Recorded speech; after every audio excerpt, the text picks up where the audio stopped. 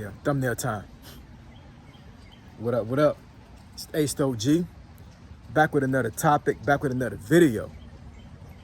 So the title of this video is gonna be, will things ever get better? I say again, will things ever get better? So admin notes, thanks again to all the subscribers that have subscribed to my channel. I endeavor to keep pushing the videos out to give you leverage to better yourselves. So let's get into it. So will things ever get better? So at the recording of this video, it is June of 2025, and I'm gonna go over some things that have been going on in the world, well, in America specifically, but there's been some other things going on the planet as a whole, but I'm gonna talk about America for right now.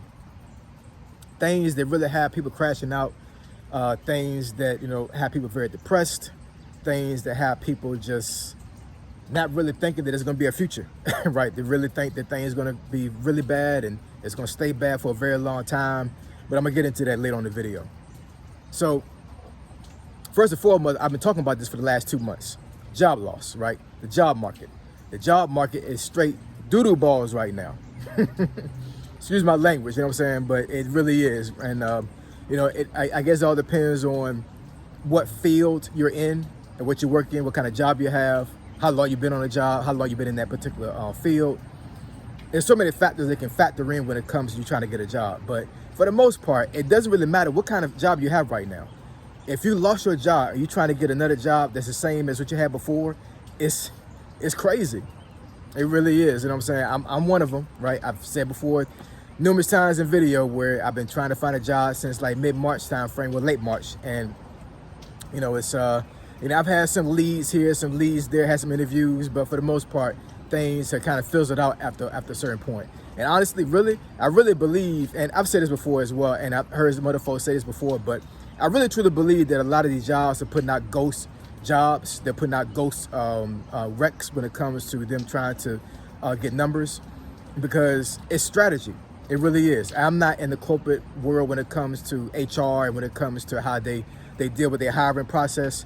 But a lot of these companies out here, they're telling the recruiters, or I guess maybe HR are putting out job recs, because they want to see exactly how many folks are going to apply to those jobs. And then they do what's considered, I guess, resume harvesting, where like once the economy gets back on track, then they can go back into that pool of resumes and start trying to hire folks. But as of right now, I mean, these companies are a lot tight when it comes to keeping their numbers the way they are right now. They don't want to hire.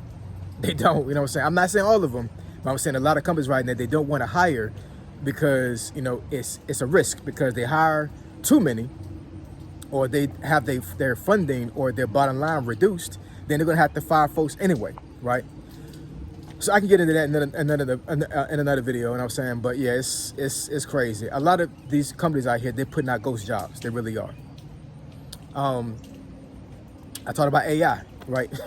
AI, a lot of folks are saying, well, a lot of experts are saying that AI is going to eliminate millions of jobs by 2030. Millions. So if you are working right now, you're in a certain field of work, and you've seen AI being implemented and integrated into your job field, you already know what's coming. Or at the very least, you understand that there's a possibility that your job may be affected, or you may be let go because of AI.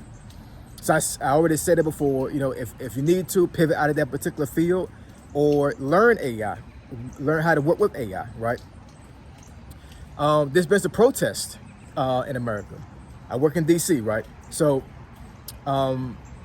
during, let me see, what day was it? It was this past Saturday. So this past Saturday would have been the 14th, I think. I'm not exactly sure, but so there was the 250th birthday of the Army, right? Go Army. The Army keeps rolling along. And it was also, I believe, Donald Trump's birthday, or at least that was the day he wanted to celebrate it when it comes to him matching up his birthday along with the Army parade that was in DC. And what the media didn't show was that there were multiple protests around the city during this time, right? Now, I'm not exactly sure what kind of numbers that parade had, because I wasn't in DC that day. But I've seen some videos where folks have recorded a lot of those protests. And what they basically were saying was that they don't want a king. They're pretty much thinking that Donald Trump is trying to put himself in a king status when it comes to him being president of the United States. So instead of him being just a president, they're saying that he wants to be king of America, right? And we haven't had a monarchy in God knows how long, right? So it's crazy. And I'm not saying he's trying to do that. I'm just saying a lot of folks are really feeling that way. And there are protests, not just in D.C., but in all these big cities. Of course, we have the immigration crisis where a lot of folks are being deported forcibly, whether it be they're doing things that are illegal. They have a criminal record.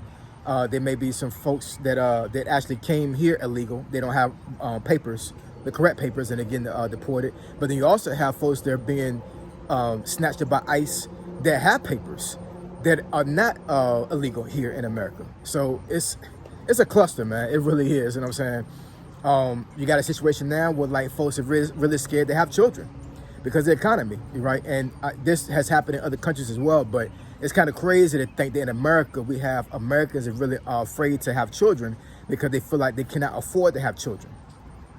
And I don't know if anybody knows this, man, but do your own research. I'm telling you right now. There's a crisis when it comes to population of the world, right? We're not having enough babies, like for real. We're not having enough people to have babies versus the people that are dying, right? And of course, folks do live a lot longer because of modern medicine and other things. But at the end of the day, when you match up the numbers, how many babies are being born every day versus how many folks are dying, like the population is not good right now, and not just in America, and in all parts of the world. There are some countries that they literally limit how many kids you have, right? So that's crazy. You know what I'm saying? Cars are being repoed in masses, right? So, and the car thing is kind of crazy because during COVID, when folks were having, unemployment and, a lot of folks that was making minimum wage, unemployment was paying them more than what their job was paying them. So you have folks that actually was sitting home, not really doing anything. I'm not trying to get anybody business, but I'm just saying, like, just in general, right? You had a lot of folks that were making minimum wage that actually was making more money from drawing unemployment. So these folks went out there with this brand new money and bought cars, right? With their credit all jacked up, right? So you're talking about, people that was buying cars at 21% interest, 25% interest, 30% interest. 35% interest, you know what I'm saying? So with card notes ranging from like $500, $800. That's crazy. Let me go ahead and put my kickstand up on that one and actually sit down for a second. Real talk, and I'm not saying this because I know the metric of this, but real talk, if you have a card note that's $600 or more, and you don't make six figures, and I'm not talking about like you make six figures on paper. I'm talking about you literally draw and you're able to spend six figures of money in a year. Meaning that after taxes, after they take out Social Security, after they take out your medical, your dental, vision, all that kind of stuff, your 401k, your 403b. Once you take out all that stuff, you still are able to actually physically spend $100,000 a year. If you can't do that, and you have a card note that's $600 or more, you're crazy. Real talk, I haven't had a car note that was over $450 in my whole entire life. And the only reason why I actually had that $450 car note was because the vehicle that I got at the time, I needed it for my family. And my credit wasn't all that great. And shout out to Nasser. Nasser was the guy that sold me that car from a dealership. I'm not gonna say the dealership, but it wasn't one of these, these small dealerships. It was actually from an official car dealer. And he worked with me, and no money down. He got me that car, but the interest was kind of high, and I had a car that I did not want to pay that was that much, but I needed it at the time, and it was a newer car, right? So, yeah, I mean, like I said, I'm not saying this because I know finances when it comes to cars, but I've seen videos where folks are paying $800 for a car note, $900, $1,000, $1,100. Who the hell is paying $1,100 for a damn car note? Some of this stuff we bring on ourselves, man. Some of this BS that we going through right now, we have brought this on ourselves, because there's no way in hell you should be paying $1,100 for a car note and you're not somewhat wealthy or rich. The rich don't even do that. Think about that now. I just came from DC yesterday, right? And I had to drive down some suburban areas around DC where the National Cathedral is at. And if anybody know where the National Cathedral is at in DC, it's a real nice looking area, really nice. You know what I'm saying? Like, I'm talking about them homes at the very least. It got to be more than 800,000, maybe like $1 million. I'm talking about small homes, man. You know what I'm saying? It's a really, really nice area. You know what I'm saying? And even though I saw some nice cars out there when it comes to like electric cars and you know, BMWs and Lexus and stuff like that, right? But you got some of these folks that either they're leasing the car or they paid it in cash. They're not paying $1,100 for a car note. That's not really good use of your money. It really isn't. That's damn near a mortgage for some folks. So anyways, you know, like, you know, trying to rope all these things in together, what I just said, what I just mentioned. Will things get better? Will things get better in 2025? Personally, I believe it will, right? Because we got to go through the storm before we get on the other side, right? It just stormed right now. See them clouds right there? It started raining real bad around here maybe like 15 minutes ago. And thank goodness I was able to come out here before it started raining again. I think it's gonna rain again. But yeah, I mean, we gotta go through the storm before we actually go to the other side and actually get better, right? So will it get better? Absolutely it will. Absolutely it will. We just don't know when it's gonna get better, right? So in the meantime, while we are dealing with these things in the world and in America in particular, we need to stay focused. We need to stay grounded. We need to be prayed up. You know, if you believe in a higher power, you need to be prayed up. And just understand that, you know, that God is in control. Donald Trump is not in control.